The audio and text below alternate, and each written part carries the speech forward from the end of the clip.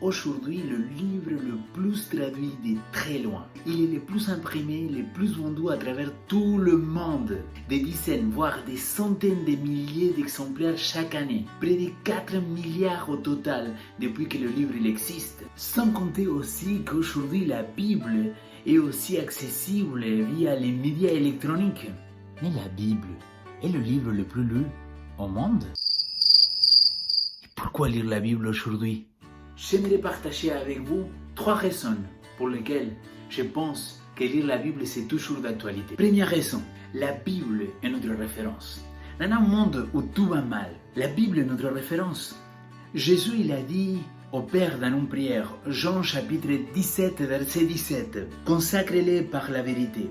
C'est ta parole qui est la vérité. La parole, c'est la vérité. C'est-à-dire, quand nous allons écouter une prédication, quand nous écoutons un témoignage, quand nous allons lire un livre ou le blog d'un chrétien, c'est la Bible qu'il va devoir confronter l'enseignement qui en ressort. C'est la seule vérité sur laquelle tout doit être basé. J'aimerais dire, la Bible, raison numéro 1, c'est notre référence, c'est la base pour tout chrétien.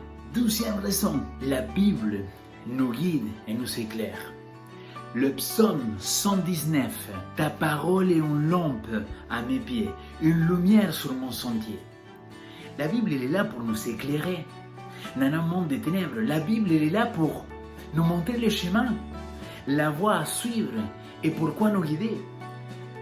Jésus il a dit, vous faites bien d'étudier les Écritures parce que vous pensez trouver en elles la vie éternelle.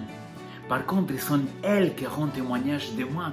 La Bible nous amène à la vérité, au chemin et à la vie. Autrement dit, la Bible nous amène à Jésus-Christ. Souvent, les chrétiens ils disent, qu'est-ce que Dieu il veut pour ma vie? Vous voulez connaître la volonté de Dieu? Lisez la parole de Dieu, vous allez voir comment elle va vous montrer quel est le chemin à suivre. L'Esprit nous donne cette intelligence pour connaître sa volonté grâce à l'étude de sa parole. Point numéro 3, la Bible est notre nourriture.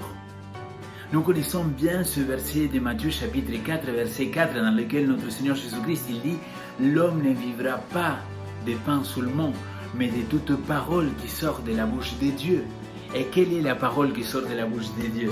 La Bible, encore une fois. Et j'aimerais vous donner un bonus. Romains chapitre 10, verset 17. Ainsi la foi vient pour ce qu'on entend, et ce qu'on entend vient par la parole de Christ. La Bible nous aide à grandir dans la foi. Par contre, c'est triste. Parfois, il y a beaucoup de chrétiens qui pensent qu'ils n'ont pas besoin de lire la parole. Il y a beaucoup de chrétiens qui disent « je n'ai pas le temps de lire la parole ». Il y a d'autres qui vont dire « c'est bon, je connais déjà ».